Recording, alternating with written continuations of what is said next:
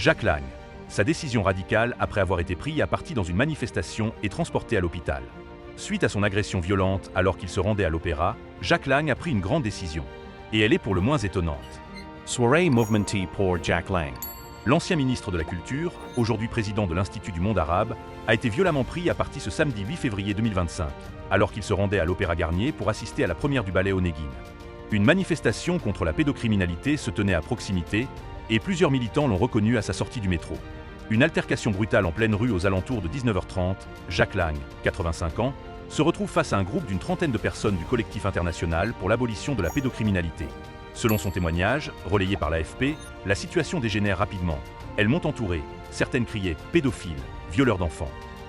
Puis, un homme m'a poussé à terre.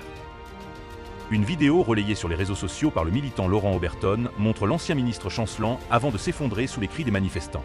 Reconnaissable à son habituelle écharpe violette, il est secouru par des passants qui l'aident à rejoindre l'entrée de l'Opéra Garnier, tandis que les slogans fusent encore derrière lui. Jack Lang. Pourquoi la pétition de 1977 le hante encore aujourd'hui si Jack Lang a été pris pour cible? C'est notamment en raison d'une pétition controversée signée en 1977. À l'époque, l'écrivain Gabriel Matzneff, aujourd'hui accusé de pédocriminalité, avait publié un texte dans Le Monde et Libération défendant les relations sexuelles entre adultes et enfants. Parmi les signataires figuraient des intellectuels comme Simone de Beauvoir, Louis Aragon, Roland Barthes, ainsi que Jack Lang. Une signature qu'il a regrettée des années plus tard, reconnaissant en 2021 sur Europe 1 avoir signé cette pétition était une connerie.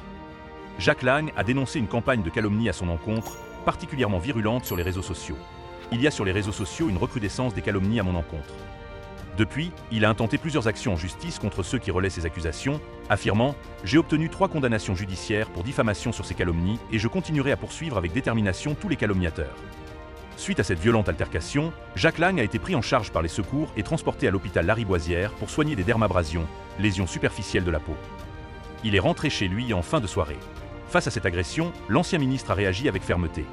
Une plainte a été déposée au commissariat central et une enquête a été ouverte par le parquet de Paris pour violence volontaire en réunion sur personne chargée de mission de service public suivie d'incapacité inférieure à 8 jours. Suite à cette attaque, Jack Lang envisagerait de limiter ses apparitions publiques.